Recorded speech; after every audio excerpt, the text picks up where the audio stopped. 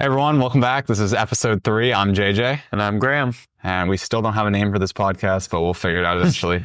Eventually. So how much pickleball have you been playing? We kind of took 2 weeks off. I think I initially mentioned, I don't know if this is going to be weekly or bi-weekly for us. This one is just a little bit later. We didn't have a ton to talk about. We're waiting on some paddles, but yeah, I was going to say, what have you been up to the last 2 weeks?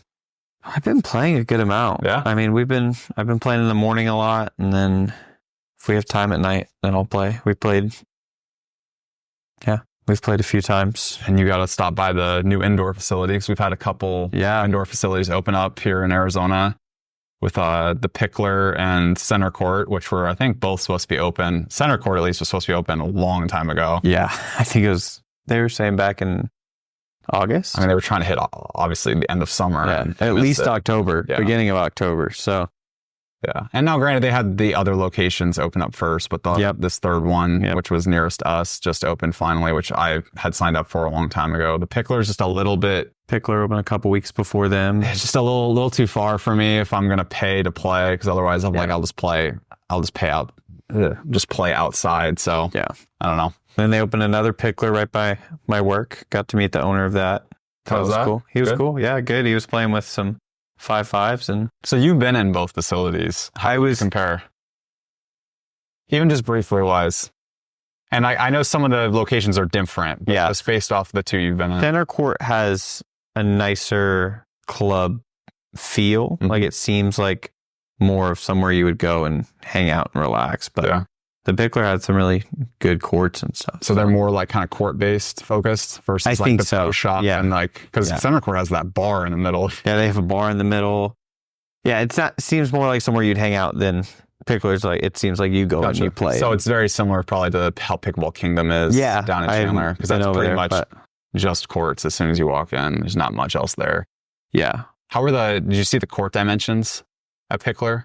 They were good. It's the same thing. There's just never enough room on the sides. See, Center Court surprised me because they have the room. I'm like, you couldn't, like, because I was talking. It's weird because the walkways were huge. I was talking with Bob. I was like, it literally only needed to be like, even just say 6 inches more on each side, because it's like you can hit an ATP if it's close to the net, but if it's like behind the kitchen, you can't wait for the ball long enough to have that angle. No, exactly. So you run into the fence, but I don't know. I'm happy with it. I was happy because the one problem with Pickleball Kingdom is all their courts are different dimensions, understandably so. They just maximize space. But the biggest issue on a lot of their courts is there's not enough room behind the baseline. Yeah. And Center Court was pretty standard. I don't know how many feet it is, but like, there's a lot of room back there. I'd say it's always nice because like I'm still touching the back wall a couple times, but like it's just like the Pro Tour you see on the PPAs. It's like a lot of times they're also hitting the back wall also, but it's like there's plenty of room to not have anything to really complain about. Yeah, no, I really enjoyed Center Court. It was great.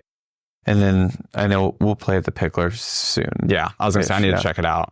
So I've been hearing good things. I know we have a lot, probably about a quarter of our friends went there instead. Split, for sure. But I'd say majority just because of our location, how much closer it is, or at Center Court. But anyways, outside of that, I've been playing a decent amount myself. Had a lot of paddles been coming in. Also, one of the reasons why we kind of delayed this was kind of just waiting to have some more of those, to have some more stuff to talk about. Also, I've been busy with reviews. But let's jump into some news first before we get into paddles. I know some of this stuff has been talked about on some of the other podcasts that we have listened to, but some drama around the UPA-A with their new certification with 2 companies that have been left off. Yeah. And that doesn't quite mean they're not going to do it. Could just be holding out. Could be holding out, but so one of them definitely is, I think, not doing it, in my opinion. Engage. Yeah, because like I said, we had been hearing rumors for months that they're getting out of the pro scene, and if they don't have pros, and you probably don't need to pay, but... Yeah, because I can't think of his name right now, but they really had that one guy, and because they let go of everybody last year. He's with Yola now. They had a good amount of pros last year. Yeah, and then, so he's with Yola now, so... Yeah. But the big one being Selkirk holding out, not being included on the list, which is crazy. Considering, I mean, largest or second. No, I think they're still largest. Yeah, largest or second largest for sure. Because them and Yola go back and forth. Yeah. Having probably the most power and most sales this year. Obviously the Gen 3s, then the Mod, now the 3Ss, however you want to jumble all those sales. They definitely had a massive year. Probably only behind, or probably closest behind that would be Paddletech. Yeah. And Selkirk, obviously, they just dominate a lot of the beginner paddles and then the high-end paddles as well. And a lot of Paddletech's was timing and with the Gen 3s getting delisted, but I mean, like I said, they and and especially great timing on that. And like I said, they just made a great paddle. Yeah, it's great. That paddle. ESQ, especially, modification of how light and how poppy it is.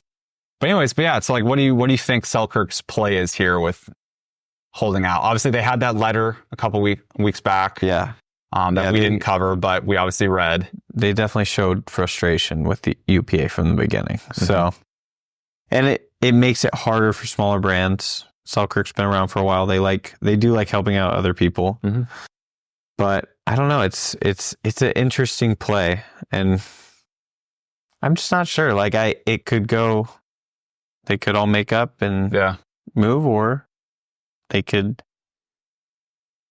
like we said, get in another award. So maybe we can jump into that, because I've had some discussions with some paddle manufacturers, and it's something I've kind of been seeing because I've heard very good things about APP. Yeah. And obviously they are USAP run. I've heard up until recently, because I mean, we've played a PPA event, then I played Dallas after that, had great experiences at both. Wait times, at my first one were a little bit rough at the Fawn and Blue. But for the most part, I've enjoyed it. Games have been great. Yeah. I've done pretty well. So it's like, I have a good experience. I want to play an APP. Yeah. I think they're expanding this year, because I don't think they had any in Arizona this year, because I looked at that very early on, because I was like, I'd love to try this out because I hear really good things about them. Anyways, it's a fascinating concept, because where APP, in my mind, has the opportunity to really strike gold, which I think a lot of pros up and coming have realized, just for obvious reasons, is the PPA and the MLP have made it extremely hard to make money if you aren't signed. Yeah. And it's by design. Well, and then a lot of the pros liked going back and forth. Mm-hmm. And Playing PPA both. was like, I'm going to cut. I mean, they did what like I said, any business should do. And if they're paying them that much money, you've got to play exclusively. And then it was like, if they didn't really play. Like, if you want to play APP, you can go do that. But Dayeski he was winning all the APP events last year until midway through when he signed with PPA. And then I think it was Tardio too. Yeah. I mean, there were some really good players over there until PPA cut it off, which makes sense. So I mean, obviously we had Tour Wars. That happened at Kansas City 2 years ago, or a year and a half ago, wherever that was now. Because I was actually at that PPA event when that was all going down. Back when I knew way less than I do now about just pickleball in general. I was just had been playing probably for 6 months, 8 months at that point, but wasn't anyone serious, just, the casual at the park. But obviously MLP and PPA had their big war, which then caused this whole bidding problem between players. And then obviously they ended up merging. So they ended up paying all these players these outrageous contracts kind of for no reason, because they ended up merging. So they kind of shot themselves in their foot long term. Obviously short term, you didn't want to lose out your players, needed to put out a product. PPA at least benefits from having the amateur side, because they're able to fund their pros and their purses through that, and I guess now salaries. But my biggest problem, just to kind of put it in short, is I come from golf, and tennis obviously is very similar with this, and it's like individual sports. And the pro scene, you're not on a team, it's an individual sport. So it's like every week you're playing and you can make money, and you don't have a salary. Yeah. Now that's changing a little bit with golf, with live, and I'm not going to get into that. But for the most part, obviously, you show up each week and you're earning your money. Yeah. So there's incentive for you to play well, to make the cut, or whatever it is. And I think individual sports just kind of needs that. Now, maybe, like I said, you have a base like the PGA Tour this year to compete with live. A couple of my friends that benefited from this coming out of college and that got their cards recently, they're front loading them a good amount of money to get them started, because there's just a lot of expenses your first year on the PGA Tour. So that makes sense.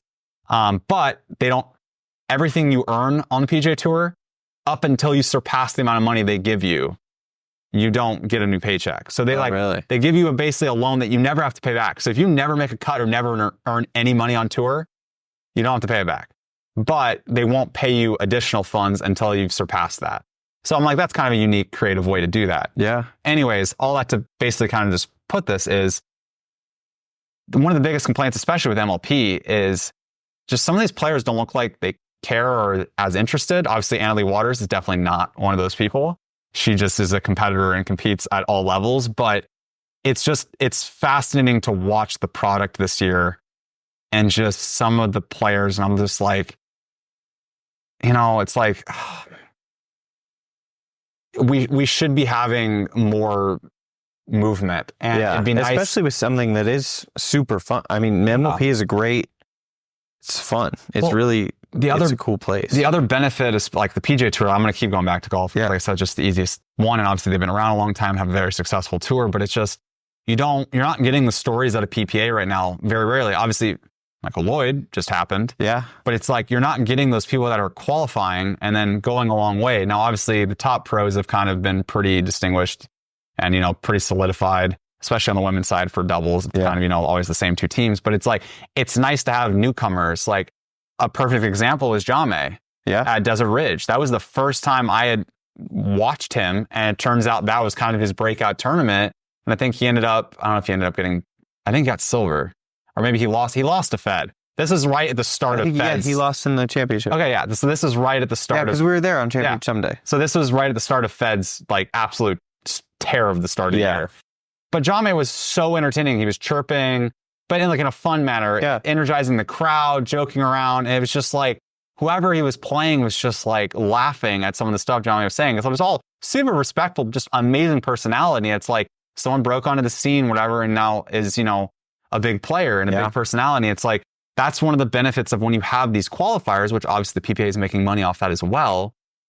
If you allow people to qualify in and then go on a big run and there actually be money to be made, because that's the other bigger problem is, I know this happened in women's singles at, I think, the Utah event or maybe the Boise event. I don't remember. But some former college player got bronze and she made like $200. Yeah. And I'm like, okay, if you have to qualify on Monday or Tuesday, if you don't live there, championship Sundays, that's a week. 5, 6 years there, a full week. You had to pay the entry fee and then you're not even making that. It's just like, they're at such a disadvantage right now. And obviously that's where APP is. So it's like, if you are trying to do that and make a name for yourself, you got to go to APP because you can actually win money there. So that's long rant, but it's just like, that's such a problem to me with the product. Now, obviously you have big names and people that they like to watch, but these contracts has another year, another 2. I think maybe it's through the end of next year, but it's just like, okay, some of these pros might be falling off. Some of these pros might be aging. There might be new pros coming on the scene that don't have the opportunity to go. Now, obviously they can be signed if there's someone that absolutely is, should be that they get wind of, but they're not going to get the opportunity to go through the qualifiers. Because also the other thing is in doubles, none of the top pros are incentivized to join anybody that's lower that's not signed. Yeah. And it's just like, there's so many things that are just not helping new pros come onto the scene. And I don't like that because this sport is growing so fast. And that's where I think APP has this huge advantage.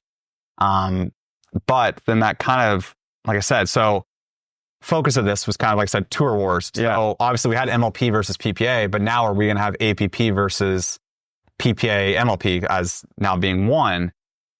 And where we're really seeing this now, obviously, is USAP versus UPA-A, the 2 certifications governing bodies now of pickleball. Because obviously USAP's, aligned with every other tournament and the APP tour being the most prevalent. And then UPA-A is, the 2 larger tours. And it's just PPA. And it's just those 2. No one else goes by. Yeah. And not only that, the other problem is Olympics is being, always the big thing that's talked about. Yeah. The governing body for your sport has to be a nonprofit. And right now UPA-A is for profit, which that in itself just is red flags all over the place for me, mainly because it's just, you're already seeing there was rumors of how much they were going to charge. Seems like that came out, or at least there's numbers out.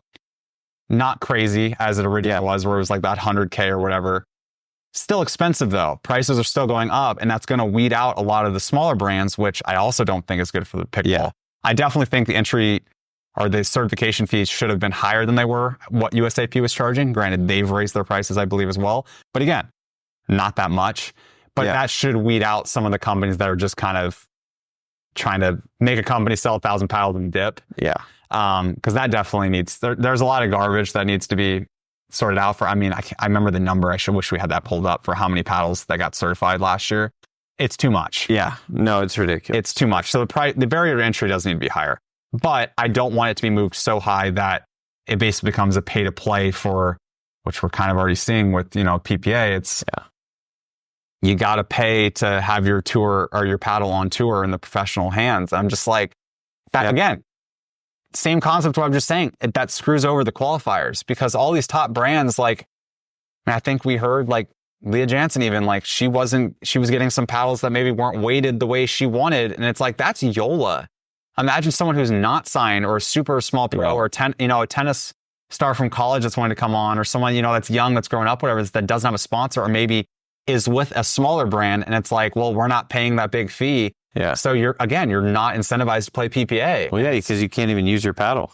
That's what I'm saying. You're locked into having to use however many brands end up actually going through the certification process, which again, like I said, might be not as big of a deal going forward, but I don't like it right now.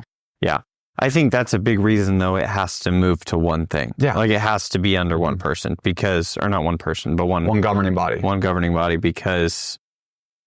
and fees can get, eventually with how fast it's growing, it'll get high. Mm-hmm. I was talking, when we were at Proton, I was talking to Charles and he said that for bats, there's two governing bodies there. 500,000. Yeah. But again, sport that's been established for a long time. Exactly. Major presence in college, overseas, everything like that. Yes. So, but you think about $500,000 per. Exactly. Yeah. Like for the certifications. It's crazy. So I think fees will go up. Smaller brands will get diluted, but that's what's going to happen. And like I said, and that is healthy, but I think it's just, I think where it's at now, doing it prematurely, for sure. I think. It's not where the sport is at. Because a lot of these brands, because like this got brought up, I can't remember on whose podcast it was. It might have been Braden's with Pickleball Effect, but they were talking about how much innovation's left kind of in pickleball. Yeah. And then it's like, once it reaches that point, will just the heavy hitters that, like I said, if say you ramp up these prices so high, then it just goes to the big sporting brands and then you just drown out everybody else. And it's like, I don't want to see that. No. And like I said, it's healthy because we're getting all this innovation because there's so many brands. Now you're also getting a lot of copycats. Yeah. And like I said, need to sift through that. But we are getting so much fast innovation through these mid-tier to small brands, which forces the bigger brands, like I said, to play catch up. And I think it's a really healthy spot for this sport to be in currently. A lot of the paddles we'll talk about later are smaller brands because they're doing really cool things. So, other than one. Other than the second one. But oh yeah. Other than that one, everyone else is pretty much. What are we talking about here? But anyways, so that's just something. It's like I just kind of foresee happening in 2025 is we're going to have APP against PPA and MLP. Yeah, and I almost want to disassociate like MLP. And obviously, I'm more in an AZ drive. Like I love MLP, but like it's just that's like I said, that's a team format. That's not individual. That's slightly different. Yeah. Obviously, they're merged, so you have to include them. But it's really going to be PPA versus APP. And then obviously, like I said, you have governing bodies behind this. But what we were talking about earlier, which is what's going to be interesting, is Selkirk taking a stand to leverage something to either lower or help smaller brands with UPA-A, or are they going to align with the APP and really take a big stance? Yeah. Because if they do that and their pros then shift over to APP, because like I said, I was telling you, think all the money, because right now brands have two options. It's either you go through the certification with UPA-A, and like I said, your pros can use it and play on PPA events, or you don't pay that and you only go through USAP, which is cheaper. And you can play in, every event. Amateurs don't have to worry about anything. It's only PPA events. The problem is, which is also the idea has been floated, is UPA not going to allow dual certification or vice versa. But let's just, in theory, say that dual certification is a thing. Yeah. Selkirk not going through UPA-A, I was telling you, they could give 25% of that savings. Granted, they have a ton of money. Yeah. But just in theory, they could give 25% of their savings of not doing those certifications through UPA to their pros and just say, hey, we're going to pay you all this money. If you don't, like I said, if you want to break contract, whatever, leave, you can. But it's like, if you want to stay this, we'll also give you a bonus. We're going to shift over to APP. We're aligning with them because we believe in their values and what they're, the growth for pickleball. That would be an interesting play. That would be a very interesting play. I think, it's crazy to think about because they have so many pros. I know. They got Catherine, they got Sock. Yeah. Ignatowicz. A lot of the big names. I mean, those are 3 top people. Stars that most people that follow pro pickleball will know.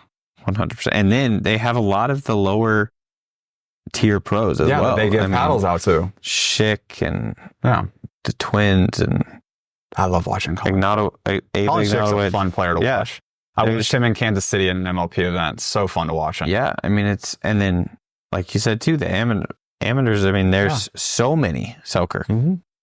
So it'll be interesting because then it almost makes it hard because they're one of the top brands, and then you're shifting away from PPA.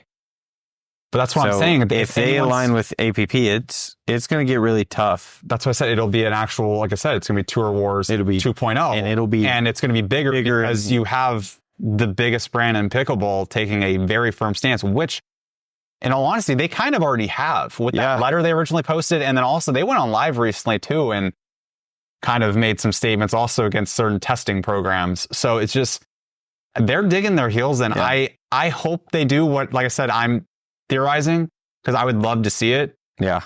Because like I said, I think there needs to be unification. And at the very least, UPA-A should not be a for-profit business. Yeah. Unless that's changed since they became a thing. Yeah. The last I heard, they were for-profit. And like I said, that's a problem for the Olympics. And it's like, okay, well then I want this sport I want pickleball in the Olympics. Yeah. And USAP is our only path currently. Yeah. What's interesting as well is John Q was talking about on he said he was reading the certification for UPA and it was pretty much identical. Yeah. So it's like, what's the point then? This whole thing of like they were going to do something different. It's like they're doing the same thing. They're doing the same thing. Same equipment. They're charging more. They're limiting brands out of their tournaments. Yeah. And my biggest problem with it, which we also talked about on the court today, they're owned by the tour. Yeah, exactly. They're under the biggest umbrella that owns everything. Yeah. I would much rather have our governing body of the sport not be associated with a tour or just brands in general. They should be completely third party. Yeah. Now, does that mean USAP is perfect? No, it is not. They have been very slow. Like I don't want to sound like I'm, the biggest USAP fan, but in our current circumstance, I'm rooting for USAP. Yeah. Or I'm rooting for UPA-A to change slightly. Yes. Because I don't like the way that things are going. But like you said, we got to get to unified somehow. The 2025 is going to be interesting with that because I think we're going to, like I said, there's going to be some big moves, or Selkirk just with their influence, I think will help the smaller mid-sized brands out in some ways. Because I do genuinely think that's what they're trying. Like I said, they're trying to grow the game. They don't like the way both of governing bodies have been operating this past year with power paddles, and understandably so. Yeah. That's a different conversation though. But I think too, it's like, I mean, we have the opportunity to play with most paddles and pretty much any paddle we want. Most people don't. They're not going to have 2 paddles to play here and here and here and here. It's like most people buy 1 paddle and they want to be able to use it wherever they go to play. And that's what's going to be interesting because amateurs have 1 more year on the PPA to use whatever paddle, but the pros, it switches next year. Yeah. But then after that, it's game over. Yeah. Now, like I said, people will probably have bought a new paddle by then. But it's like, it's like, you're not going to buy 2. Most people are not going to buy 2 paddles. Granted, some people are doing that right now with the mod and the 3S, which is so funny. But most people are not going to do that. Exactly. Anyways, I think that's a pretty good wrap. Good summary of it. Yeah, I'm sure we'll have a part 2, part 3 on this throughout the year, or end of next year. But definitely something I kind of wanted to highlight. Like I said, something we were just kind of discussing, and I think it's going to be probably pretty big this next year, especially with just all the news as of late. Exactly. But let's do a quick segment on it. Now it's past Black Friday, but we do have Cyber Monday coming up, and a lot of the brands are still running Black Friday sales, as most of these brands obviously are online. And you go through actually the retailer directly. So we just wanted to go through just a couple of deals that we've seen. I know most other podcast reviewers have kind of thrown these out there, but a couple did come up recently. Wanted to highlight it, just some of our favorites. But you want to run through those? Yeah. So towards the end, I think when did they post it? It went live on Thursday. It was like right before Black Friday. Proton's doing $100 off all their paddles. So, and on top of that, you get a free backpack. So backpack's really nice. We've seen it. Do you want to say your other little loophole you found? No. And you can find it on Proton's website. Graham did it also. $100 off a paddle and a bag. I mean, that's So Great deal. Series 1's coming down to 180. Series 3's coming down to 150. Yeah. Series 4 is still 200. Yeah. But I mean, it's the cheapest you're going to get that paddle. Exactly. So, and like I said, you get a really nice backpack. yeah, I mean, it's a really nice backpack. And I know you've been eyeing that for a while. If you play softball too, it can hold bats on the sides. The local pro at our courts, that he uses that as his daily bag. Graham's had his eye on that for a while. Yep. And then Friday, the guys we lost to. Yeah. They stole bronze from us. But they shipped us these very nice paddles. And they're amazing. Amazing people. And I'm going to say this just to jump in, and I'm going to throw it up. Their marketing, and granted, obviously, he's got his comedy background. Oh my gosh. Their marketing, they have the funniest photo. I'm like, and granted, it's up my alley for humor. Yeah. But like, if I were to run a pickleball company and like were to just post a picture, not a video, it would be something like this. I respect it and I love it so much. And like I said, just, I mean, Well, you're it's getting not even that. into Seen the rest of their Black Friday videos? Oh, yes. I mean, the Willy amazing. Wonka thing. Have you seen what they're doing for Christmas? Yeah. So they just kill it with their marketing. Yeah. Like I said, there's some, like, I can't say enough good things about Friday Pickleball for anyone who's looking for, like I said, really good quality paddles at a cheap price, especially for beginners, or like I said, honestly, best paddle for gifts for people that you want to get, like family members you want to get into pickleball. buy it now. I mean, this is the paddle. It's $63. That's right now. So crazy. And that's for the Challenger. The Challenger. Yeah, that's not even for their other one. Yeah. And you can buy 3 for, I think it was 162. So you're looking at like $50 per paddle. That's stupid. Which this paddle, I mean, it's not spray on grit. Not spray on, carbon fiber, unibody, thermoformed, everything. I put lead up tier. I think it might have as good of a sweet spot as any paddle I have. Oh, I forgot about that. Yeah. I mean, this sweet spot, it's the whole paddle. It's so nice. And it's still light because it's 14 millimeters. Okay, that's a grain of salt. It's a little heavy. It's light for him. It's very light for me. Yeah, I mean, it's not overly heavy, but I was like, when I was swinging, I'm like, okay. It doesn't have my 128 swing weight. But it is crazy how good you got that sweet spot. Yeah. No, I mean, if you were telling me that when I first got my course fire. You also don't have to have lead from here to here. Yeah. It's not very necessary. So, but that's probably the craziest deal you can find. Yeah, I mean, it's just your best bang for your buck, especially for like a casual pickleball fan, like I said, or if you're trying to buy it. I mean, that's what you did in the past for family members. Yeah. Yeah. And then the last one, Honolulu Pickleball Company. Yep. So they got 10% off all their paddles. There's a few that are up there for 37% off. So, I mean, those are $99. And a lot of them are stackable with code, correct? And then everything but the super deals are stackable with code, which is you have a code for them. Yeah, JJPB, if anyone's looking at that. Yeah. So, I mean, I think that brings it down to 125, which... Yeah. I mean, like I said, for almost any... And for a lot of people, I think, which I'll have my video up soon, but definitely a paddle of the year contender in their lineup. Yeah. So. I mean, you have the J2K and then J2TI. That's pretty much everyone's top two. And then or the two. What's the one we were just hitting too? We'll get to it. We'll get to it. Oh, is that? We'll get to it. I didn't realize that's the one we were talking about. But yeah, I think that wraps it up for deals. Well, just wanted to highlight some stuff. I know a bunch of people have been doing it, and we're a little late since Black Friday's passed, but like I said, we're in time for Cyber Monday, and I also know a lot of these brands are going to be doing stuff through the end of the holidays. Yeah. So just wanted to give you guys some deals that were on our radar. But now let's jump into some paddles that we have been sent or play testing. And I've only got the one with me right now, but I will be doing a video on all of them. But the Chorus Fire and the EX shape, which is their elongated shape. So I got to hit this in Dallas. And very similar to what Chris said on their podcast. Was not overly impressed with it. It was not my favorite paddle there. Another paddle that's coming out much later from now. It was my favorite, but you could feel the power when we were playing. And I kind of was saying when I was looking at John, because John and I were getting a lot of practice before, because we had our tournament the next day. And I was like, this needs weight badly. Yeah. And I was playing every paddle stock, as I usually like to do. I don't like throwing on weight until I can throw on a swing weight machine, actually see it, kind of get more time with it. But once I got them, and like I said, I got all 3 shapes. I've been messing around with them. Elongated, still my favorite. Graham's as well. Yep. I have thrown weight in many places. And the way I have ended up on is just on the sides, which is usually not where I'll put weight also. But the problem with this paddle is it is just not stable. And my review will actually be going up before this, so I will talk about this in more depth in case you haven't watched that, or I'll just reemphasize it. But basically, owner of course, he mentioned that these paddles purposely came in lighter than your usual stock paddle. Yeah. And the whole reason for it is the intent is that you're going to put weight on this paddle. So this is a paddle that you probably won't like stock, and I would recommend do not play it stock. Yeah. I believe it retails for $199 with code. I think it's $180. Same thing there, JJPB.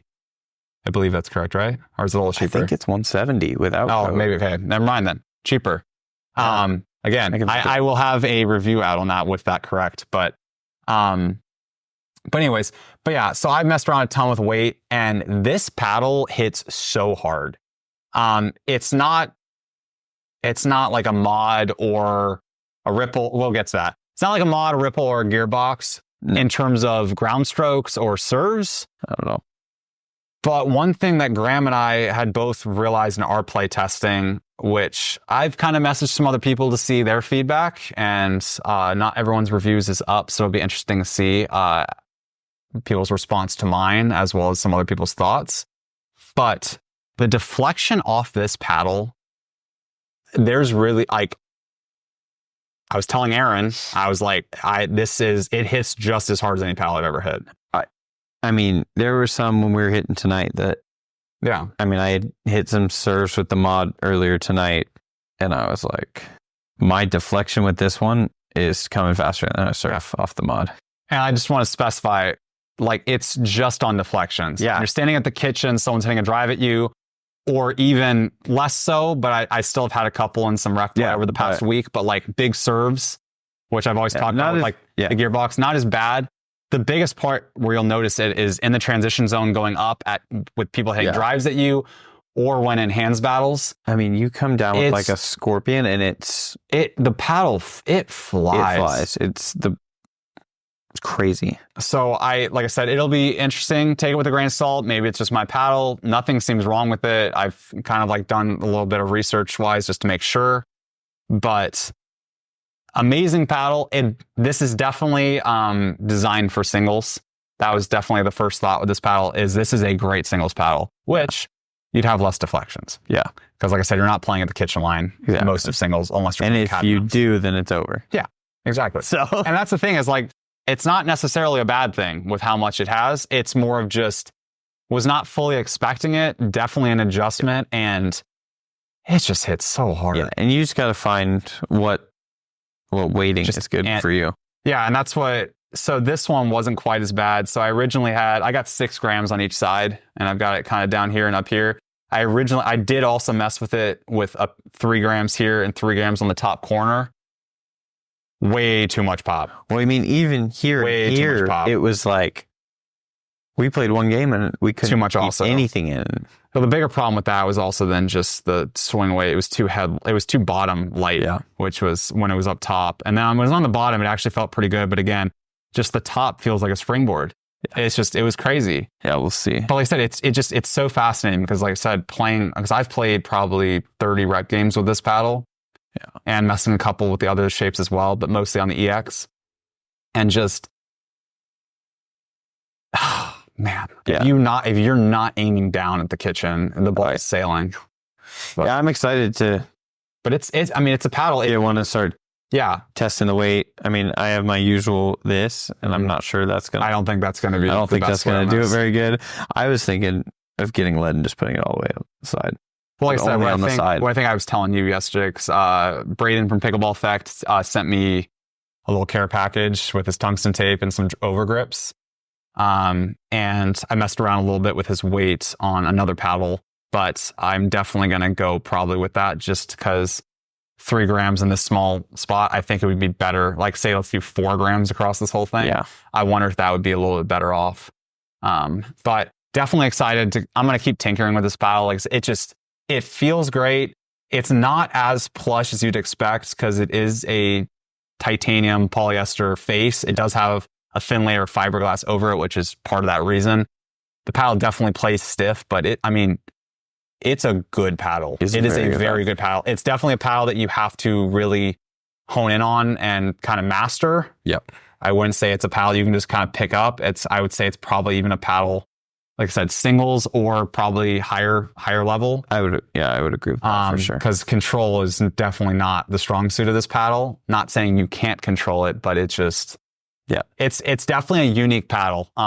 So if you haven't watched my review of it, like I said, I'll have some more in-depth thoughts on it, but really to highlight it. I got the price. It's $169.99. Brings it down to $153. $153 after code. Yeah. So good correction there. So very, very good price for that paddle as well. Yeah. I love this paddle. It looks so good too. It looks so good. It looks so good. And also, fun fact, because we've been messing around with this with, I didn't hear this with Friday, but this little sheet does add weight. Oh, really? So having more weight lower on the paddle as well. So like I said, I'm sure it's similar also on the Friday paddle with that. Yeah, interesting. All right, so that's the Course Fire. Releases yesterday. We'll be posting this on Saturday. Released on Sunday as we recorded this on Saturday. So it released today. Yeah. But when this is posting though. Released yesterday. Yeah. Oh, yes, got it. Sorry. Trouble when we're playing from the future. But next paddle, been messing around. So I hit the 14 millimeter for a while. Yep. Been now hitting the 10 millimeter.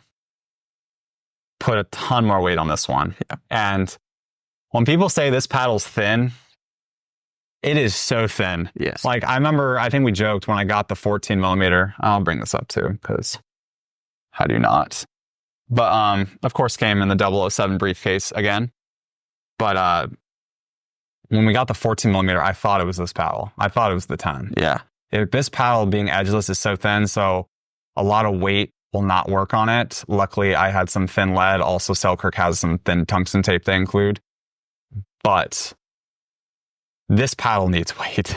The sweet spot is so small on it. But honestly, I kind of liked it. Yeah, no, it's good. It's definitely not like, it wouldn't be my first choice. And for the price, it is hard to recommend.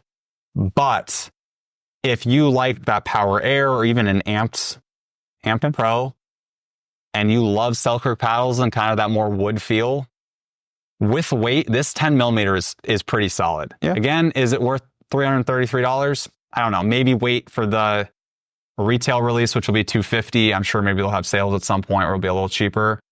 The only problem is it's going to be a while, probably. Yeah. But yeah, I was genuinely surprised with how much I actually enjoy this. Because like I said, I played with the 14 millimeter mostly stock just because I wanted to see, because I've been hearing about the sweet spot and you did as well. But this one, I'm like, I know I'm not going to like it. I hit a couple with it. It's like, my comparison is like you're playing with like a blade in golf. The sweet spot's just so tiny, but when you hit it, it's amazing. It's got the titanium core again as well. It's got the infinite grit. The one thing I will say, especially on my 14 millimeter, and I've been playing a good amount with that, the grit's holding up. So, and I mean, they've kind of did a little deep dive into their R&D. I'm pretty impressed, and their claims of this lasting, 3 times, I think, longer than carbon fiber. I might be coming around on saying that's possible. Yeah. Again, need to play with this for a couple more months to really know and then retest. But it's like, I've been looking at the face of it and I'm like, it's not really showing much wear. Well, I mean, if you look at their other ones, that spray on grit. Oh, it's gone. You have, because the rough surface is gone. The surface is still rough on this. Yeah. But not only that, like I said, you just can feel the center. It gets smooth so quick. Yeah. And this, it's like, it's been rough. But anyways, on this, put an overgrip on it, just messing around with that. Like I said, Braden sending some over kind of got me just on the trend to try it.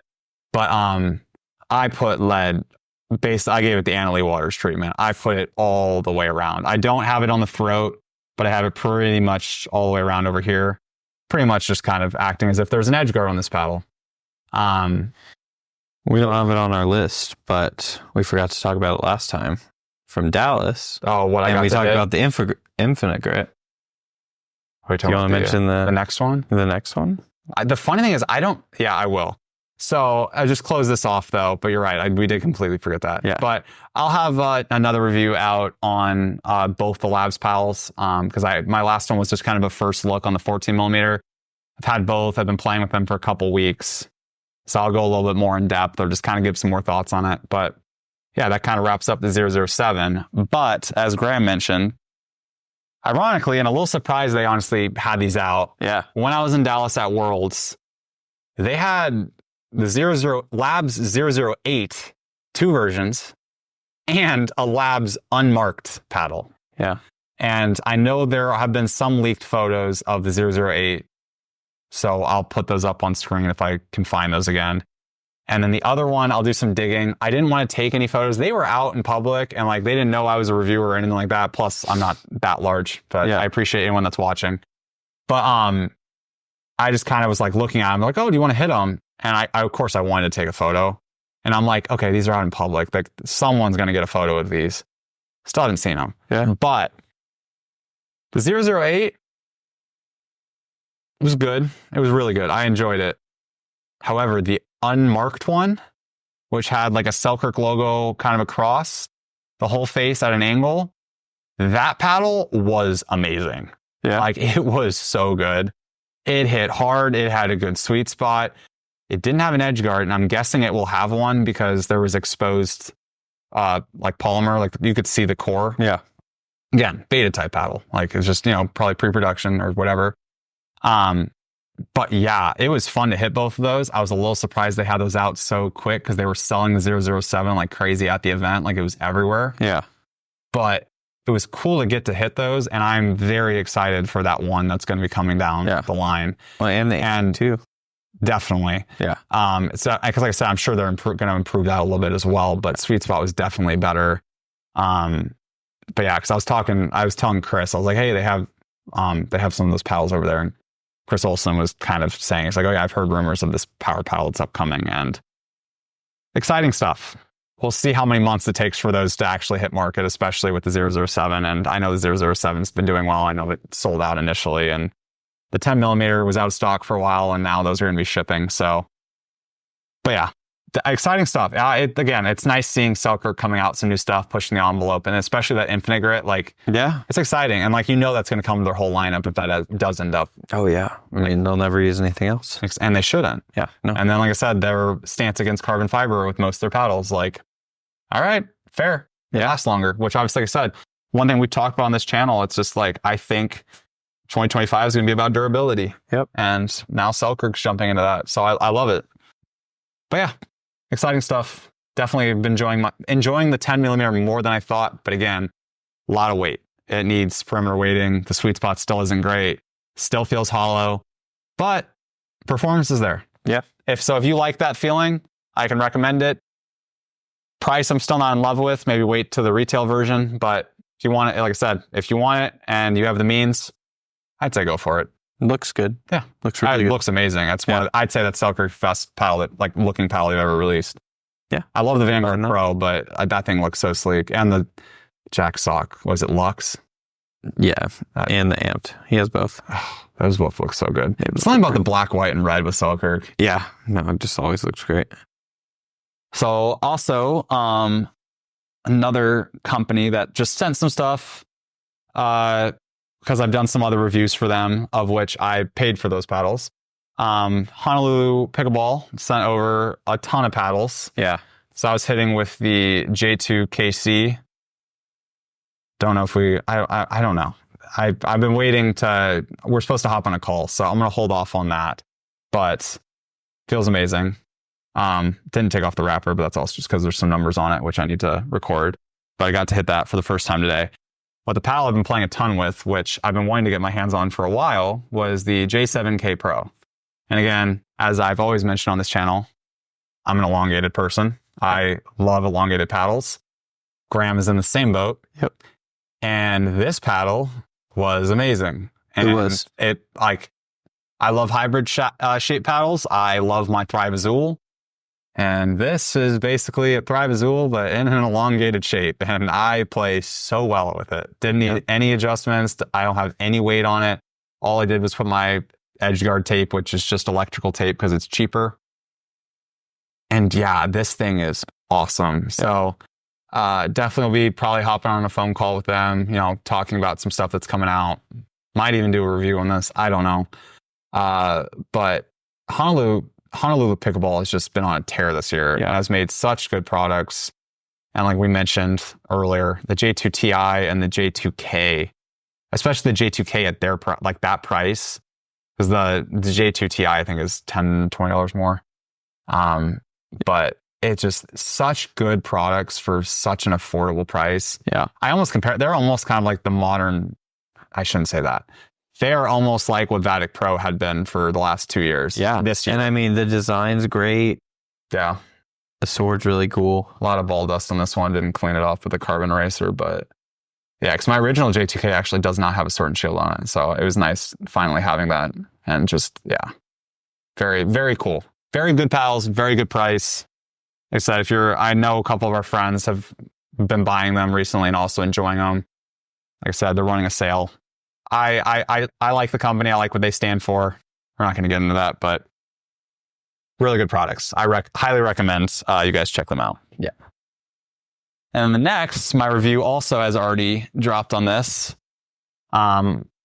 Focused a lot on the Pulse E, the ultra elongated. The Pulse V is getting a ton of hype for how big the sweet spot is, but the Pickleball Apes Pulse line is so good.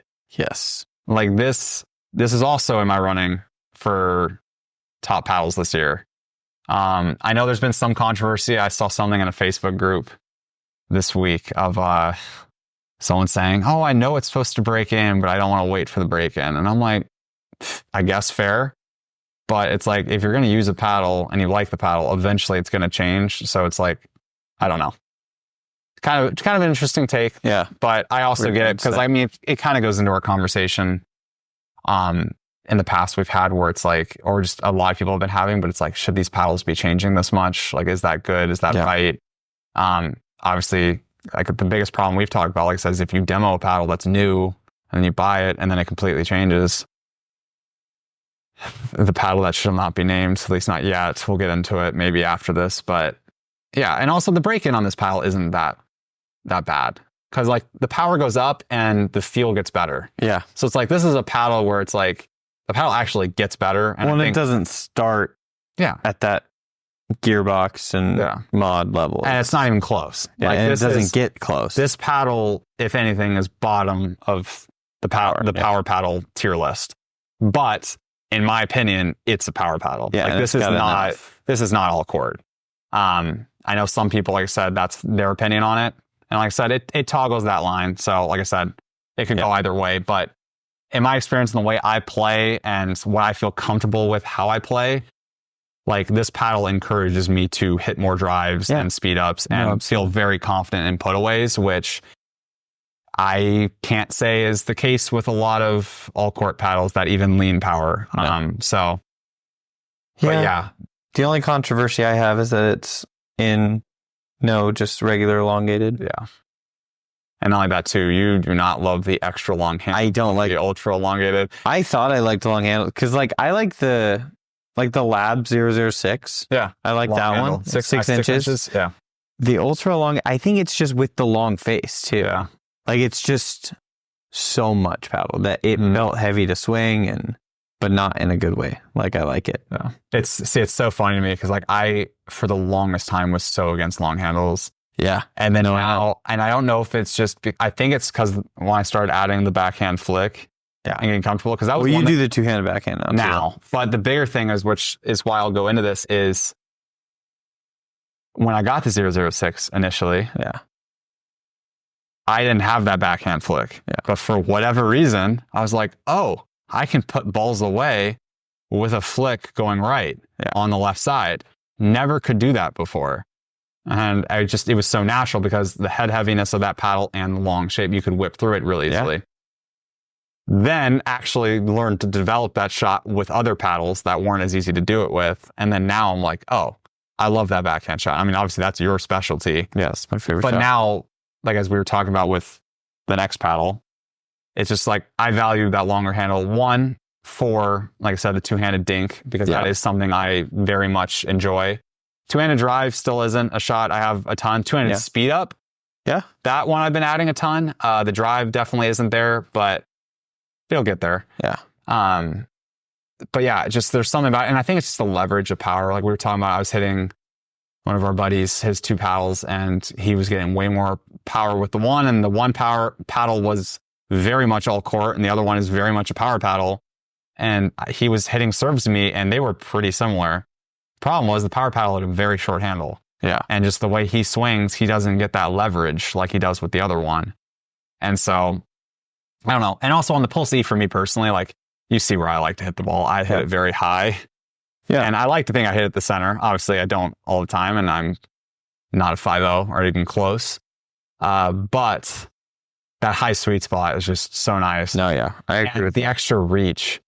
Like, especially on high balls. I mean, I'm already tall, but it's nice, like, when someone hits a lob or, like I said, just on blocks. Like, I'm already used to having, like, I got long arms, so if I can just add to that, yeah, it's nice when covering lines. But I will say the Pulse S is probably the one, like, if I had to go play a tournament in doubles, singles, I might use the Pulse E. Yeah. But doubles, I probably would use the Pulse S. I really like this. And the Pulse V is great. Like I said, it has the best sweet spot of the group, but just not my shape. Yeah. I want to give it some more time. I want to go back to it and, like I said, see if I can develop, because there are some standard wide body shape paddles that do work for me. But yeah, just like I said, I love. You love hybrid shapes, though. I do love hybrid shapes, and it was nice this one has a longer handle. Yeah, I'm used to hybrid shapes with a slightly shorter handle, so it was nice kind of being able to finally experiment with something that's right up my alley. Plus, also with the surface type, like right up my alley as well. So, yeah, really enjoyed this. Highly recommend. Like I said, also have a review out on the channel on these. Should have a code also with those, JJPB, if you want to save some money. And then last on the list, before we talk about our favorite paddle, or everyone's favorite paddle, but the Vatic Pro Saga. So I did a review on this. I did enjoy my time with it. We only have the short handle versions, did not get the long handles. I think they ran out and they weren't shipping any more out, so don't have experience with that. Honestly, I think I would probably prefer, or I'd probably enjoy this paddle a little bit more if it was the long handle version. So grain of salt with what we're about to say, but it's just, actually, you go first. For me, expectations were kind of high on this paddle because everybody kept talking about it in that same level of like the paddle tech. Yeah. They were like, the paddle tech has a bigger sweet spot. It doesn't have the pop, but it has like the power when you hit it. I didn't quite feel that. I feel pretty good at the net, but that's also, I played with the Lux for 2 months. I mean, first real paddle. You have to like really get into it with the Lux. So I can get that back, the swinging with the dinks and stuff, but the drives, it just like, and I mean, another grain of salt moment. I've been playing with the mod, or we've been playing a ton of power paddles. A lot of Gen 3s are on the top lately. Of the power list. So it's like, I mean, with that, you're resetting by just touching it. This one, it's like you got to get back to swinging, which isn't a bad thing. I've seen a lot of people playing with it actually, and they look really good.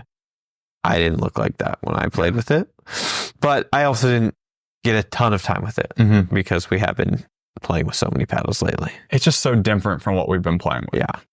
And like I said, I like this paddle. I still would recommend this paddle. I think it's very solid. I think it's one of the best looking paddles on the market. We both love this design. So cool. You loved my Oni. Like I said, I showed that in the video. So cool. So good. That paddle we both loved. Boy, and I think that was the other high expectation thing was it was like, this is their first paddle release since the Oni. And they didn't have a power paddle. And it was a quote-unquote power paddle. And they had released a power paddle that was banned. So and it was like, okay. So I thought this was going to be a legal version. Scaled-down Oni. And it wasn't that. Not even close. So. Not Gen 3. No. No foam. No or foam. I should say, not a true, Oni foam core-wise. Yeah. But, yeah, so I wanted to bring this on because I wanted to hear your thoughts. I wanted you to share those. But also, I wanted to kind of bring up very similar to what, like I said, people saying that this isn't a power paddle. Yeah. compared to this, even with the drives, this is most definitely a power paddle. Yes, absolutely. And I said drives with this, it's all court, but it leans power. Yeah. And that's because of the drives. I still want to stand by that because I feel very good with my drives and I feel very good with my serves. Yeah. And I know a lot of other people feel the same way. People I've let hit this, similar experience. But again, if the pulse is all court to people, this is definitely all court. Yeah. Well, I mean, you were hitting some drives and they had some really good dip on them. They had some really, I mean, they had power, but it was like I said, the differences which we talked about is just you have to do so much more effort to generate it. Yeah. Like if you can hit the ball hard, this paddle rewards you. But if you can't and you're used to some other power paddles, because I mean, we hit hard, but we are not the hardest hitters out there. And that's probably where part of this is coming from as well. And like I said, so I noticed, I think my serve is probably harder than some of my drives. And so that's where I'm like, okay, I was able to unlock it there, but it's not as easily accessible, I think, for as many people. Yeah. And I just don't want people to be disappointed when they get this and having those expectations very similar to you. And that's kind of why I wanted to highlight this is you were really looking forward to this paddle. And I think you were disappointed based on expectations, not that it's not a good paddle. It did not live up to what you were hoping it was going to be. Exactly. And my only problem with this paddle, which I highlighted in my review, and it's still the case, it's so hard for me to go back to a paddle like this for resets. And I know some people love this. And so like, let me finish this thought before, like I said, you tune out with the Gen 3s and the mod and whatever. And a lot of these power paddles, especially, like I said, some of these Gen 3 paddles, we've gotten accustomed to where you can just block and the ball goes over the net. This is a paddle where you have to swing. And the thing that I've noticed the most, and I don't know if I'll ever go back around to the other way of wanting something more like this, but when a ball gets behind you and you have to do kind of a saving grace flick, I can't get the ball over the net. No. When I'm used to that ball having a chance to clear the net and me being able to save a point, with this, you have to have so much wrist movement to get that because it's just not as poppy. It's not a poppy paddle. No. And I think I don't love overly poppy paddles. That's where almost the Chorus Fire, like I said, that's almost maybe a little too poppy for what our preferred is. Yeah. Now, there's benefits to that. You can adjust to it and you can hone that in and dominate with how much pop that has. I would say to clarify as well, it's like when people are thinking of Gen 3 out there, we don't use the Gen 3s quite how most people do. Yeah, we're not going to bang the ball, get to the net, bang the ball again. Like, we just don't hit the ball that hard. It's just there when we want it, which is the benefit of it. Our putaways are put away. Yeah. But other than that, it's like we mostly use them for soft game. And we like the control we have of. Yeah. And it's like, and that was the reason I switched off the Lux in the beginning I told people, I was like, I don't think I'll ever switch off the Lux. I loved the Lux. I was like, this thing, I can swing as hard as I want. It's a reset machine. It was great. And then I started playing some 4.5s, 4.7s, and I was like, oh, the ball's past me. You can't hit it hard enough. And then I try to reset and it would just go down. Well, it's not like that too. It's such a disadvantage in hands battle. That's what I'm saying. And it's like, cool, I hit the ball back 12 times, but they got it back every time because it wasn't coming quick. And you can't put it away. So it's like, maybe it's just a different, because I mean, like I said, I've seen people playing with this and they look great. So yeah. And I'll probably touch back on that too with another paddle. Like I said, last one that we'll touch upon. But basically, just kind of wanted to hear Graham's thoughts. Wanted to have him share that. And I just kind of wanted to give some revised thoughts on this as well. Like I said, still love it. I think it's great. And to go with this, you can resets are a breeze with this paddle. Yeah. But it's just, if you are a person that likes poppy paddles, you are probably not going to like this paddle. No. Because it is very much a kind of control-oriented paddle when it comes to the soft game, which is nice because, like I said, you don't pop up balls. Dinks felt great. For me, like I said, just the thing is, I'm just so used to on a couple, like I said, of where, especially because I have long reach, so I reach into the kitchen, and I'm used to just kind of angling my paddle where it's going to go back over, and it just kind of hits the paddle and dies. Which, again, an adjustment, and that's on me. That's not on the paddle. Yeah. That's just this paddle doesn't necessarily fully line up with me, but like I said, if you're looking for a paddle that has very good control and you can generate your own power, this is probably the perfect paddle for you. Yeah. Because the power is there. It can be unlocked. You can hit drops and you can hit dinks and you're not going to pop balls up. Yeah. And like you said as well, our preference is a 5.5 inch handle also, where you can generate more power. Leverage. Yeah. So could be, like you said, could be that. But yeah. But anyways, like I said, I have really enjoyed my time with this. I think, like I said, it's kind of getting thrown in with a lot of power paddles. Yeah.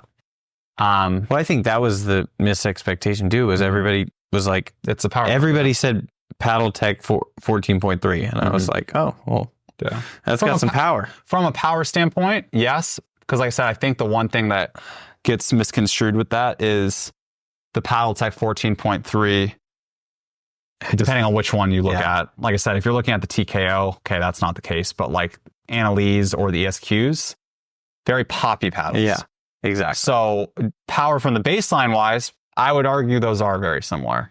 The problem is the conception of how much power you have because of the pop at the net. Yeah. I think that's where it gets misconstrued of like, it feels like you have a lot more power, but it's really just pop with, your power versus this doesn't have that at the net. But from the baseline, I do think that's probably that. But like I said, the general public, when they hear that, like I said, obviously we have pop and power as separate metrics. I think a lot of people in their mind still kind of associate those as the same. So I think that's one issue.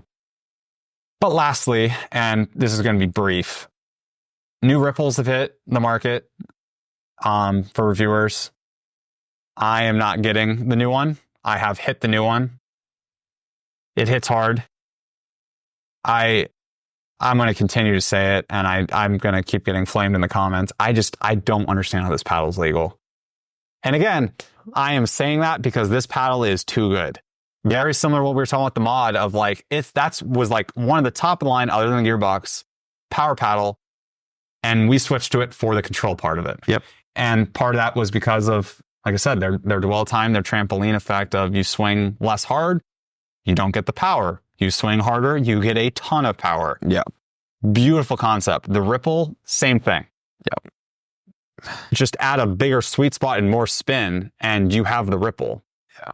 And now, again, if the last paddles that have been sent out are the same, this paddle hits harder out of the box now. Yeah. And so I had problems with the other one. And now this one hits harder stock. I swear if I hear comments that this thing doesn't hit hard, I'm going to lose it. Now again, it doesn't hit that hard, dude. maybe the retail version will be different than these again. Yeah. The bigger issue, and I don't want to get too much into this because this is going around, but I don't understand unless they did, and I haven't asked, but this paddle should have to go through recertification because you're changing the face. There's no more waves in it. Yeah. Now it's flat, and this thing's hitting harder. Yeah. And something else I think got changed around the foam. This isn't the same paddle. Yeah. So very similar, like I said, let's just go to Yola getting delisted. They said they tested one thing and released another. We've cut the mod open compared to the original, Gen 3 Perseus. Yeah. It's the same paddle. Same paddle. So how are these, again, unless they've gone through recertification, they may have. My understanding, they haven't. I don't understand how that is passing then. And that's a USAP problem. It might be a UPA-A problem. I don't know. All I know is that there's some weird things going on right now with paddle certifications, and I hope both governing bodies figure it out, and I hope either someone wins or we merge. And that kind of goes back into our other conversation, but this Ripple release on, I think, December 6th, I'm going to be very intrigued to hear everyone's feedback because I think the people that have got it early, that maybe their paddles didn't break in or they didn't break in as hard, everyone's going to have it. So you're going to see more of them. Just like at Worlds, everyone was using a mod. Yep. A broken mod. Yeah, well, that's besides the point. Like those are actually broken. The thing, yeah. The Ripple, that's foam, it expands, different conversation. But I think once everyone has this, then people are going to realize like, oh, I get it now. Yeah. That's just my theory because like I said, this paddle's also cheaper. Yeah. Bigger sweet spot. And you barely see spin. it too right now. Like it's like you see one or two the mod is one of the most best-selling paddles this year. For most people, it breaks in a month. Yeah. People keep buying it. The Ripple is cheaper, better spin, bigger sweet spot, in my opinion, more power. Not a like core corrupted mod. That's different. Yeah. But a mod that's still intact. Now, obviously, there's, the core is half crushed. But let's just say a mod new when has a slightly compromised core, but it's not delaminated or core crushed fully. So you can still use it legally. That paddle versus the Ripple, like, it's got more power. It does literally everything better. There's not a single metric that the Ripple is not better. Like I said, even when it comes down to price. That's crazy. Maybe the warranty is better on the Yola. I don't know. But like, it's got a UFC chip in the handle. Maybe it's got it beat there. But like, literally everything's better in the Ripple over the mod. And I'm like, this thing's going to sell insane. And Connect members got it for $200. That's crazy. Not even $250. That's crazy. And then you're going to have discount code. It's just like, I think we're going to see these everywhere. And I hope we don't have another Gen 3 delisting debacle, because obviously the 16 millimeter got delisted. Long time. There was obviously something wrong. In April.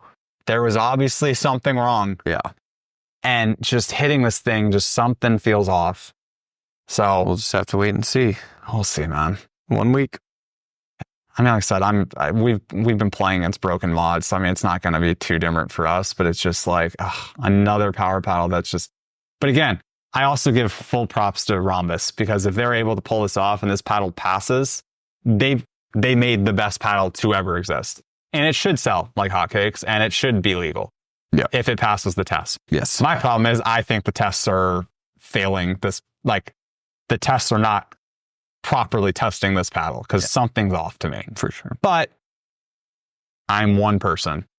Yeah. I feel like I've talked to enough people that also share this, but I am one person. I have one opinion. I'm not here to say what should be legal and what should not be, or your experience with your Ripple versus mine. But I have hit like 7 of the original Ripples now. Yeah. Only with one not being hot. For some reason, just never broke in.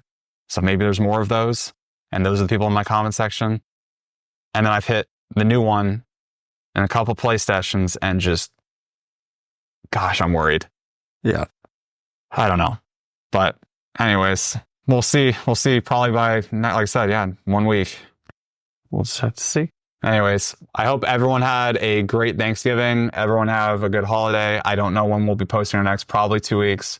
Yeah. If there's enough, because we're getting the bread and butter, the new invaders coming in, have a couple other stuff as well. Later, the Ripple. Yeah. Neonic. Talk about Neonic. Yeah, no, we can talk about it, because I have the Neonic. I have one more coming in, but we'll talk about Neonic. Playing with it and stuff, though. Yeah, because I have one more coming in. Have the rest of the lineup. The other one, hopefully, a few more things that we can't really talk about right now. But the one should be, yeah. Well, there's a few. Anyways, sorry, that should be. We're teasing too much right now. But also, if you made it this long, I give props to you. Major props, but definitely should be at least one release that we're aware of that should be coming out in December that we can't talk about yet. The other one that I was hoping was being pushed back to January. So that'll be fun. You saw it today. Anyways. Well, no, I know which one. Yeah. But there's 2 that should be in December. 3 that should be. Anyway, okay. Anyways, stay tuned. Like I said, everyone, I hope you enjoy your Cyber Monday and had a good Thanksgiving, and we will see you soon. Thank you, guys. Bye.